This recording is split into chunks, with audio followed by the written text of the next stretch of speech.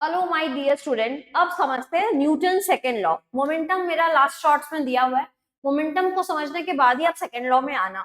तो Newton second law हम लोग को क्या बोल रहा है कि rate of change of momentum, जो मोमेंटम का चेंज है एक ऑब्जेक्ट का, वो किससे डायरेक्टली प्रोपोर्शनल है। Rate of change of momentum of an object is directly proportional to the applied unbalanced force. वो डायरेक्टली फोर्स के साथ प्रोपोर्शनल है। यानी rate of change of momentum क्या फॉर्मूला डायरेक्ट कहते हैं, M V minus U by T. ये rate of change of momentum है।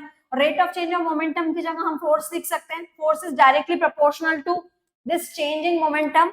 मास ब्रैकेट में final velocity minus initial velocity divide by time, और v minus U by T क्या होता है, एक्सेलरेशन, तो m इंटू ए।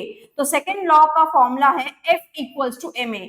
यहाँ पे k क्या है, k एक कांस्टेंट है, प्रोपोर्शनलिटी कांस्टेंट। जब हम प्रोपोर्शनल साइन को हटा रहे हैं तो एक कांस्टेंट आता है। और सम्स के लिए आप पुट करोगे f equals to ma। f equals to मां, सबसे बड़ा फोर्स दुनिया का, मां, मदर। तो याद रखना, मास इंटू एक्सेलरेशन, इस फॉर्मूला से याद रखना। मास का यूनिट है केजी, एक्सेलरेशन का यूनिट है मीटर पर सेकेंड स्क्वायर। यानी फोर्स का यूनिट हो गया केजी मीटर पर सेकेंड स्क्वायर। और सिंपली हम इसको न्यूटन भी बोल सकते हैं। तो फोर्स का यूनिट हो गया न्यूटन। तो सेकेंड लॉ वापस से मेरे साथ रिपीट करो।